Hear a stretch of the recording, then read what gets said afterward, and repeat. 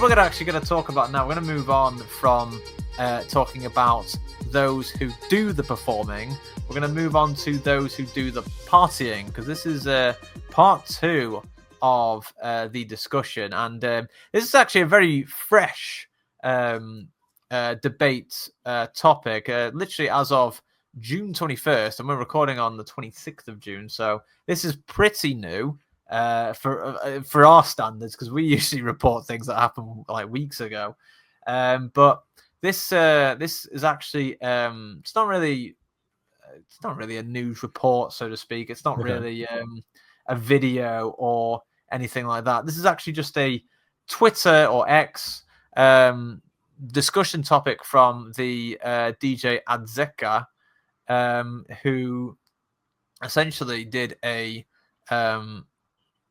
basically did an open-minded tweet, which I'll just bring up here. And just some of the comments were just interesting, to say the least. But what she says here, quote, also, genuine question based off what I'm seeing / hearing from all of my peers. Do you guys like going to clubs anymore? It seems like people just aren't spending money on going out to clubs as much right now. What is worth your money? Outdoor events, artist showcases, or are you all just burnt out? Let me know so I can plan for 2026 for my team properly. And she adds to it saying, by the way, when I say clubs, I don't mean bottle service spots. I mean nightclubs where where DJs go to DJ lol. Now, Dave, I can't help but think that this is kind of tailored to US audiences, just simply because do we have bottle service spots? I don't think we do. We just have bars. Oh, we do. No, we've got that. Well, no, hang on. We have pubs and bars, but like, would you really call some bars bottle service places? Oh, no, actually, no, wait. We can get it. No, yeah, she's right. Azzecca is right. You do get bottle service nightclubs, don't you? But like, it's all booths, isn't it? Basically.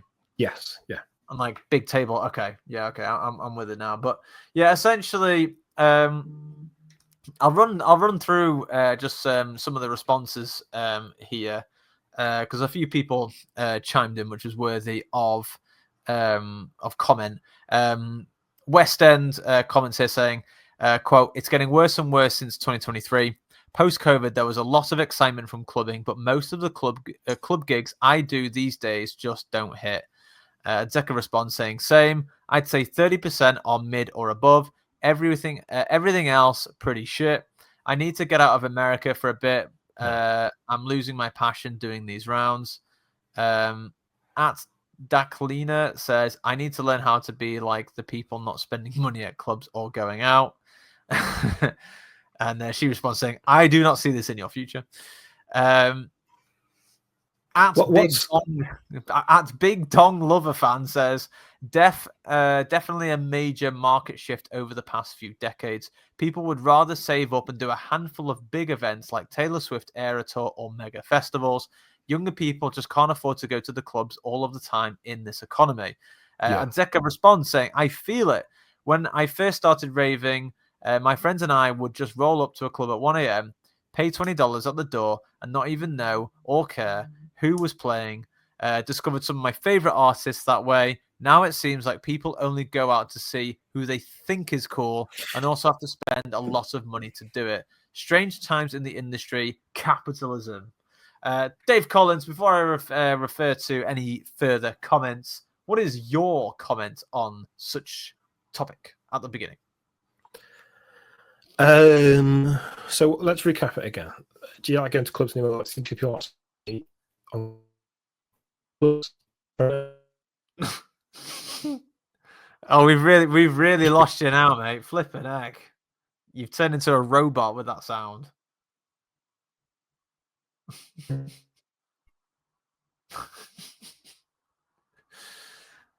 I think we all heard that Dave's Wi-Fi is taking an absolute beating tonight. Oh God! I think you're back now. Am I back? Sorry about that. I don't know what's going on. Go, it's crazy, man. I think you've really got to stack what they actually mean by this comment. But basically, what they're saying, like places where DJ, yeah, there's less of those places that exist now, right? Yeah. It's really expensive as well. And I mean, let's just say this: if you were going to see a bunch of DJ, where would you go? Do you know, it's actually harder for me to answer, and I can actually give evidence of this quite literally. I've 2 got a days ago. handful of venues that I go to for that sort of thing, but the list is shrinking. The list is definitely shrinking. Oh, sorry. Yeah, I see what you mean.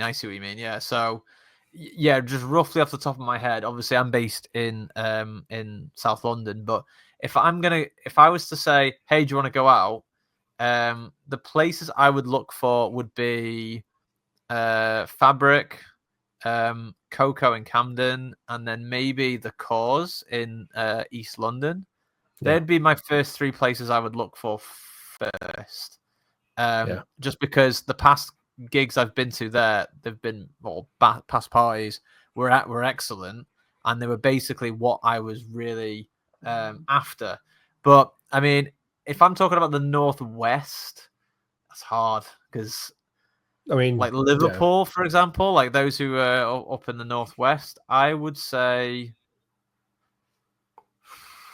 where do I start? I mean, God, I'm trying to think now. Bear in mind, I've not been partying in Liverpool for years now, but I mean, back in what the you just day, mentioned obviously, there, Fabric's like one of the biggest clubs in the country, right? yeah, So you got to think everyone that doesn't live in that area can't go to that. So where they go yeah, instead, exactly. I right? mean, in Manchester, it'd be the Warehouse Project, wouldn't it? Right? We'd think Bec- so, but the thing is, tickets sell out months in advance. yeah, that's true, and yeah, they are more like just big 1-day festivals, aren't they, so to speak? So you can't just turn up, right? Because it's sold out months ago. So Yeah, this whole culture of planning ahead for a big gig, I can understand where it comes from because all the places you think of going to are probably sold out anyway. So you've got to plan ahead. When I yeah, talk about, I said there's a handful of venues I'll go to, and they're literally venues where I know that I'll pretty much get in, no questions asked, in regards to how busy it is. And there's usually a DJ spinning.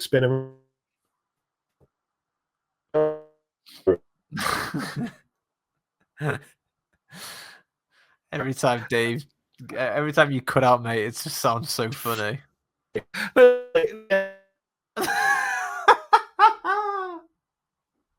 I can't believe this. This is crazy. Well, I've got you You, back now. when you go to the Cavs, there's always a DJ there spinning records, and I know you're not going to struggle to get in. Yeah, It's sort of chill. yeah, yeah, There's a few other places like that around Liverpool where they play good music, and I know you don't have to pre-book months in advance to get in there, sort of thing. Or at the very worst, you just pre-book a week in advance, right? yeah. You've just reminded me now. So WAV. WAV is somewhere I would go in Liverpool. sure, yeah. Yeah, But I think and it, Cas Gardens, like you said. yeah, I think that's a little golden gem of Liverpool, personally, right? Yeah. And there's Meraki as well. It's another Oh yeah, great club. Meraki.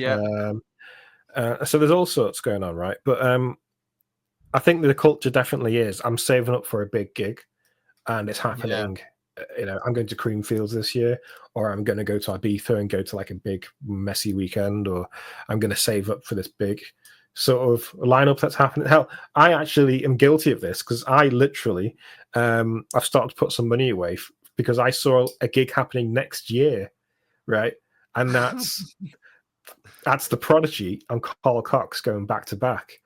And I was like, Yeah. oh my God, that sounds amazing. I'm well going to go to that. But I just know for a fact tickets are going to cost an absolute fortune. But I'm Yes, they thinking probably will. I'm going to start saving maybe a fiver, every couple of weeks or so and get myself a ticket. So I'm guilty of it, right? I save up for big events as well. So Yeah, I mean, yeah, because one thing I will say is that there's a bit of a difference for those who love the music that we do, because I think there's a bit of a crossover between concerts and festivals and then like clubbing, because they're all sure. sort of the artists that we like, they all do the same thing, so to speak. And if you like, oh, I don't know, actually no, because I was gonna say, because if you like indie or rock music, whatever, the chances are you're not going to go to a bar where there's like some random band on. But then again, they do, like, places do have that, especially in London. But it won't be. I don't know. Would it be people you would know? I don't know. I don't know what I'm saying. I was gonna basically say, if you want to go see your favorite DJ, there's a high chance they're gonna play in a club. But then there's another chance they might do it in like a concert venue, and then there's another chance where they could do it on a big ass stage somewhere at a festival. That's what I was trying to say. But I mean, there's yeah. definitely a thing I've seen recently. Funny enough, Carl Cox has said it, on socials recently, that when it comes to supporting DJs, support your local DJs when they're trying to start out, and in the local area. Don't just support a DJ which has already made it to the top. Like, support guys that are still at the bottom. And he's basically explaining how promotion these days is all about Instagram likes and social media likes, and it's not really about DJing anymore and making music, which is sort of sad. But I can see his point, right? If you want to if you're really into techno and there's a small independent techno night, don't be put off because Richie Houghton isn't headlining it, or your big massive 5-star headliner. Do you know what I mean? Just go to it, and you might just be surprised at how much you like it. Because you don't have to have a big headliner to make a good night out, and that's a real big, like, so that's a big mental gap to get people over, because people instantly go, who's on the lineup? Who's the lineup? Don't get me wrong, I like a good lineup, but the perfect lineup for me is maybe one or two guys I know, and everyone else I don't know, because I know I'm going to get a best of both worlds then, so. Yeah, I'd definitely say that as well. And actually, one thing I would say, just in regards to this post, and the thing that I always think has a bit of an edge in terms of some of the things that I enjoy, is kind of something that you just said just now, actually, is that in some cases, if you're saving up money to go to a concert or what have you, you're going to see a warm-up artist, and then you're going to see the main act, right? And the main act is usually always late. They always start late most of the time, and then they're usually performing for an hour or an hour and a half or whatever, right? But like, the beauty of, like, if you're going to like you just said, Dave, like a small party night, so to speak, where two artists that are playing and you don't know the rest. The beauty of it, I find, in my opinion, is that when you go to some of these clubs, these like smaller events, you're getting more bang for your buck, as they say, just simply because, even if you don't know anyone, well, obviously it's a bit different there, but like, if you know like one or two people, you're going to get your value anyway, because you're going to see those two people that you know, but you're going to see like a heck of a load of more artists that you don't know that are going to be there that you can experience as well. And what they've said at the bottom of the screen there, than a ticket, right? Yeah, what they've said at the bottom of the screen there is exactly what I was trying to say just then. Literally the bottom comment from Azzecca.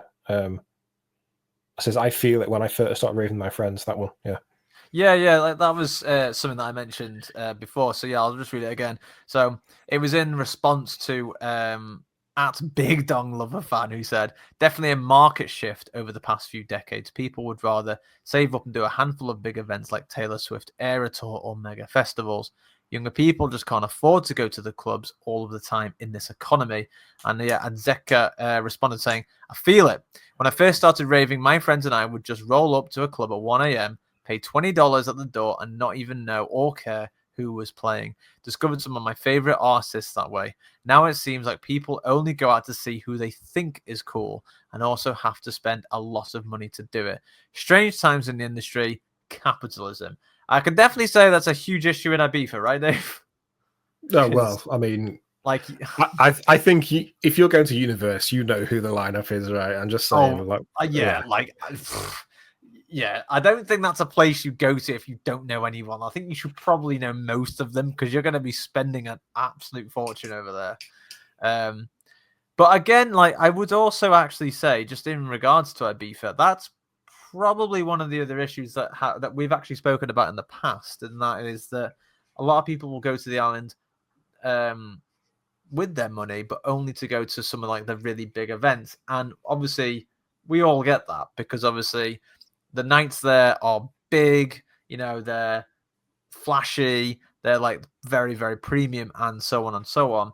But of course, those who do other nights where you may not know the artist in more smaller, more intimate parties, a lot of them might not get that many people going to them, because they're just overlooked every time. But Yeah. often that's where you get great parties and you get to learn more about who some of these DJs and artists are. Like when I've DJ'd over there, I've DJ'd at these small parties, but like some of the people I've played alongside, like that night, were brilliant. And I was like, and I was thinking like, God, like, And you these know people. what? It makes me feel super old thinking about this. But when you find these little tiny small gigs that you really like, and maybe the organisers do one every month or one every couple of months, you'll find the same sort of people turn up to it, and you almost get a little tiny family of little ravers that turn up every now and then, and you meet Yeah, the same people, and that in itself is something I think big festivals can't recreate.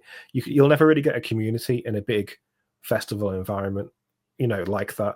You'll never be in a scenario where it goes like, oh man, like I've made so many friends, like yeah. because I know everyone, because you literally it's just too big for that. So that's what I miss, those sort of communities inside the club. And I do remember that happening, and unfortunately it has died down as time has gone on, so much so that people, you've probably heard this a lot, I want to go and see this DJ but I don't want to go on my own, right?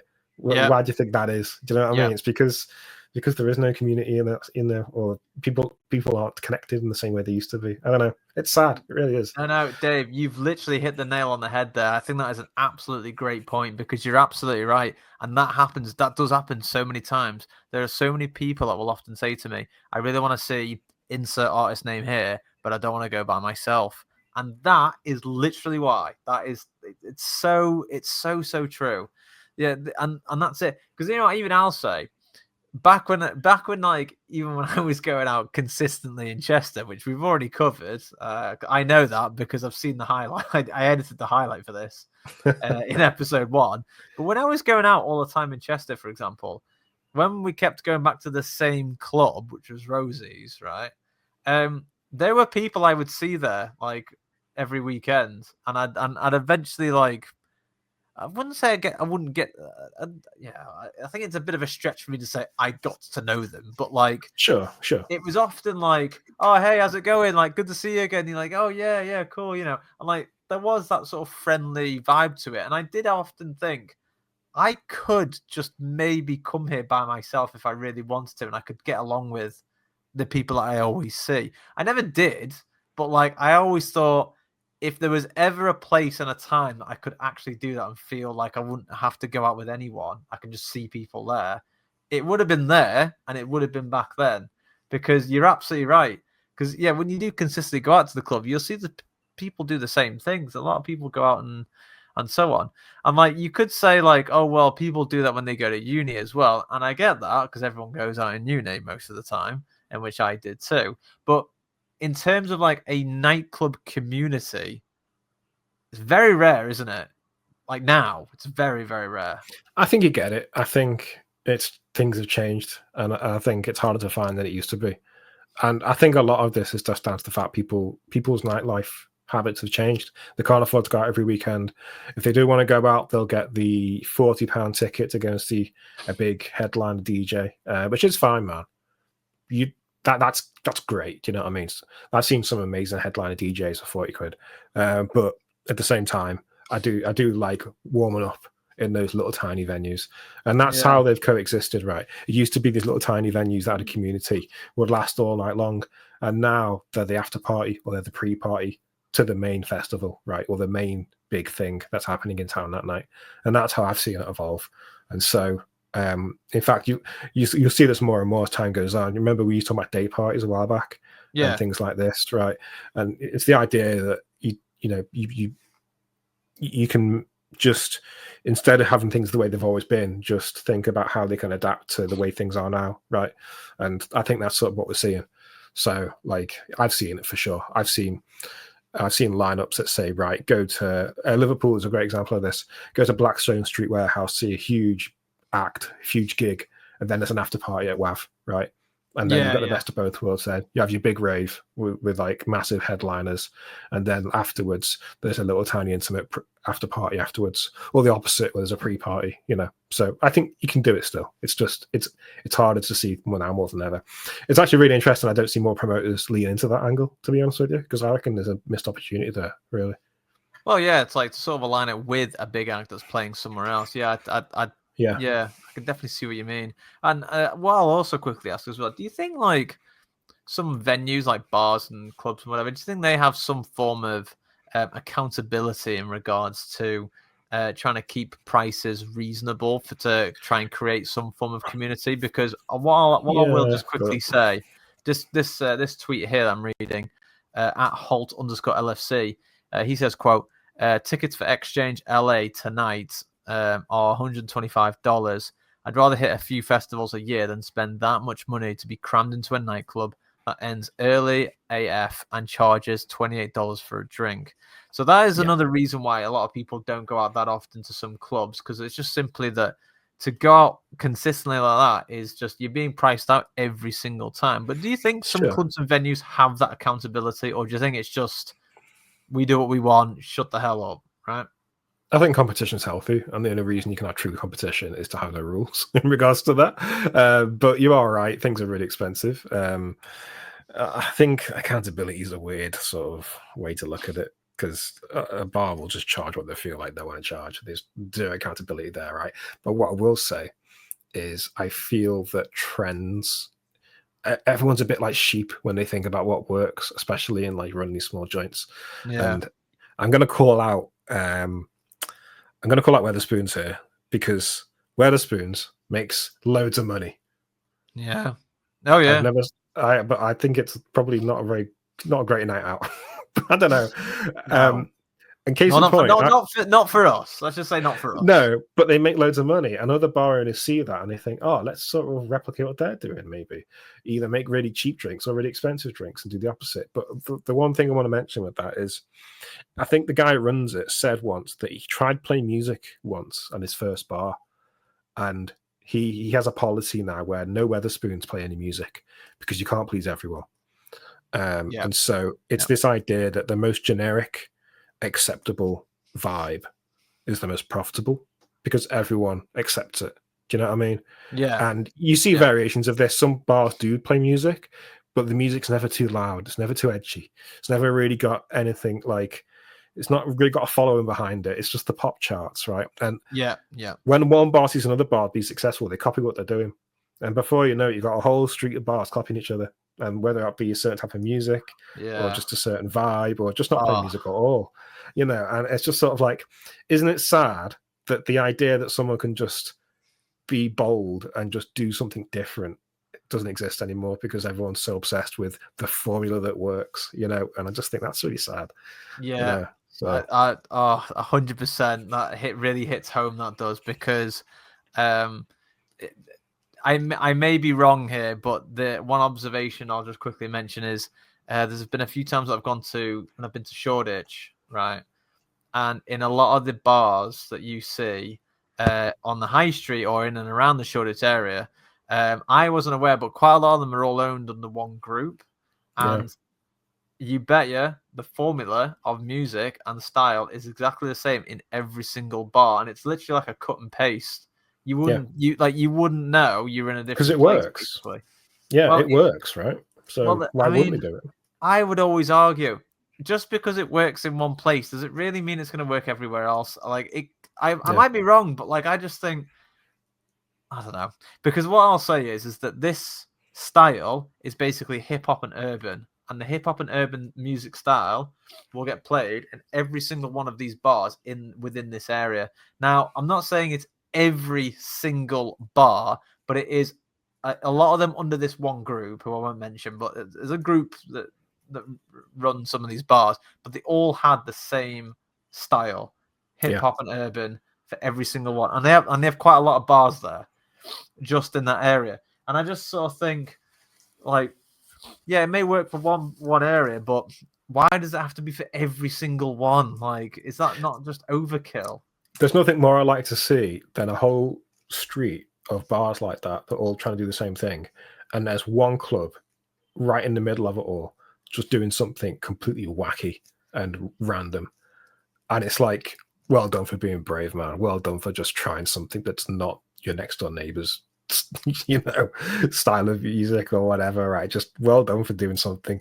I mean, And this is it, isn't it? yeah, It's I will say it's the one thing that sort of like annoys me with definite trends with bars and stuff in, especially here in London and in the UK. Because another thing I will mention is like a lot of bar brands all seem to like copying each other as well, where it gets to a point where you think, does it matter which bar brand I'm in? Because aren't they all the same? Because the ones I will call out, that always just seem like you're in the same place would be, Be at One, All Bar One, and I literally couldn't tell you the difference. Slug and Lettuce, and what's the fourth? A Dirty Martini. Maybe Dirty Martini you can kind of tell because like I'm not a huge fan of that, but definitely Be at One, All Bar One, Browns as well, for example, and Slug and Lettuce. If you go into any one of those places, I can pretty sure everything's virtually the same. Like bar a few furnishings in the gaff, right? And maybe the menus look slightly different, but I can guarantee they are all the same. And it's just I mean, the moral is like just support your independent venues, and if you think it sounds cool, then turn up and support the hell out of them, because I've seen so many places close because they weren't following the right formula, and it's so sad to see because it really is. Yeah, because I'll say there's nothing necessarily wrong with chains, right? Because I play for a bar chain, but like there's nothing inherently wrong with chains. It's just that when they're everywhere, obviously that's the point because they're chains. But what I mean is, if there's only chains and there's nothing independent, it's just very dull and it's very stagnant, you know? It's very no innovation. There's no creativity, you know? And then like obviously, you know, the issue that you then get is that you get the creativity is behind expensive closed doors, like Woogie Monster here, who says tickets for Exchange LA being $125 entry. And it's like you're putting a price on creativity and individual innovations for nightlife. It's kind of wild, isn't it? Dave, we've got 2 minutes left, so we need to wrap this up.